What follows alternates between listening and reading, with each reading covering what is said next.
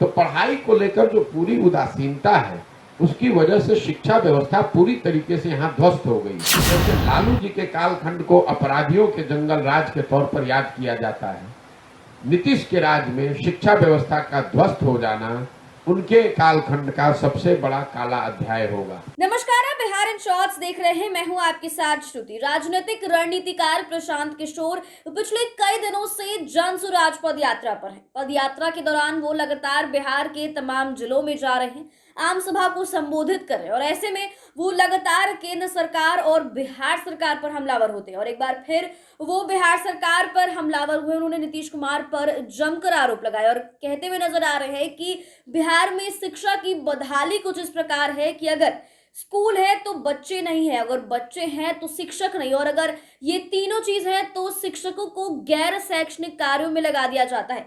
देखिए वो क्या कुछ कहते हुए नजर आ रहे हैं, सबसे पहले आप उन्हें सुने। पूरी समतामूलक शिक्षा व्यवस्था बनाने की दिशा में प्रयास हुआ है। इसका नतीजा ये हुआ कि जहाँ विद्यालय है वहाँ शिक्षक नहीं है, जहाँ शिक्षक है वहाँ विद्यालय नहीं है, जहाँ दोनों है वहाँ बच्चे ही नहीं, और कहीं कहीं अगर तीनों भी है तो शिक्षकों को गैर शैक्षणिक कार्य में लगा दिया है।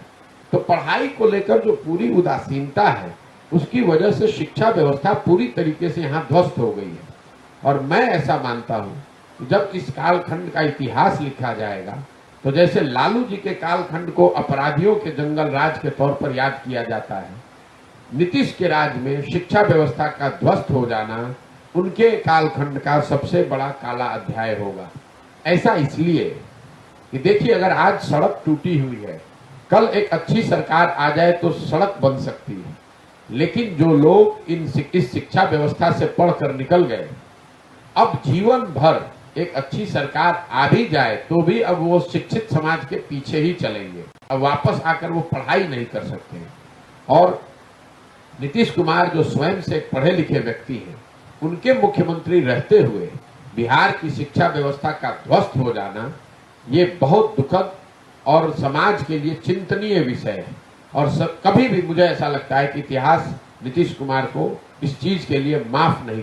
तो आपने प्रशांत किशोर को सुना, जो नीतीश सरकार पर हमलावर है। वो ये कहते हुए नजर आ रहे हैं कि नीतीश कुमार के कार्यकाल का सबसे बड़ा काला अध्याय ये इतिहास में लिखा जाएगा कि उन्हें कभी माफ नहीं किया जाएगा। उन्होंने साफ तौर पर बताया कि जिस तरह से लालू यादव के कार्यकाल में गुंडागर्दी को लिखा गया था, उसी तरह से नीतीश सरकार के कार्यकाल को जिसमें शिक्षा ध्वस्त कर दी गई है वो लिखा जाएगा। देखिए वो लगातार केंद्र सरकार हो या बिहार सरकार हो, उन पर हमलावर होते हैं। बीते दिन भी उन्होंने बिहार सरकार पर हमला बोला था और एक बार फिर वो नीतीश कुमार पर हमलावर और ये कहते हुए नजर आ रहे हैं कि बिहार में शिक्षा की बदहाली कुछ इस प्रकार है कि बिहार में शिक्षक तो है, स्कूल तो है, मगर छात्र स्कूल नहीं जाते हैं। अगर छात्र स्कूल जाते हैं तो शिक्षा की व्यवस्था नहीं है, और अगर ये तीनों चीजें हैं तो शिक्षकों को गैर शैक्षणिक कार्य में लगा दिया जाता है। उन्होंने कहा है कि नीतीश कुमार का जो कार्यकाल है उसके अध्याय में ये लिखा जाएगा कि बिहार में शिक्षा को ध्वस्त कर दिया गया है। उन्होंने साफ तौर पर कहा है कि शिक्षा व्यवस्था का ध्वस्त हो जाना नीतीश कुमार के कार्यकाल का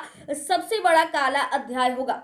फिलहाल के लिए खबर में बस इतना ही। बने रहिए हमारे साथ, देखते रहिए बिहार इन शॉर्ट्स। चैनल को अगर अभी तक आपने सब्सक्राइब नहीं किया है तो चैनल को सब्सक्राइब करें, फेसबुक पेज को लाइक करें। खबर को लेकर आप क्या सोचते हैं हमें कमेंट कर जरूर बताएं। वीडियो देखने के लिए आपका शुक्रिया।